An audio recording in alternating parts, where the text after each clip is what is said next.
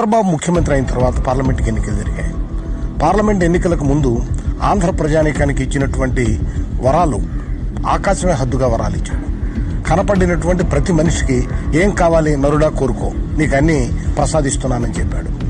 ఎన్నికలు అయిపోయిన తర్వాత 15 రోజులు కూడా కాకుండానే నేను ఆర్థికంగా దివాలా తీశాను, నా దగ్గర ₹1 కూడా లేదు, ప్రభుత్వాన్ని నడపడం నాకు చేత కాదు, ఉద్యోగుల జీతభత్యాలు కూడా వచ్చే నెలలో ఎలా ఇవ్వాలో నాకు తెలియకుండా ఉంది, కనుక ప్రజలే భరించాలి, ప్రజలే నడిపించాలి, ప్రజలే డబ్బు నాకు ఇవ్వాలి, ప్రజల సలహాలు ఇవ్వాలి అని ప్రజల మీద పడ్డాడు.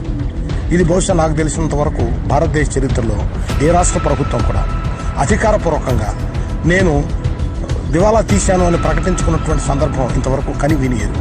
ఆవేదన ఉంది, మనం ఆవేదించాం, సూపర్ 6 చెప్పాం, చూస్తే భయం వేస్తాం, ముందు కదలలేకపోతున్నాం. ఈ విషయాలు రాష్ట్ర ప్రజానికం కూడా ఆలోచించారు.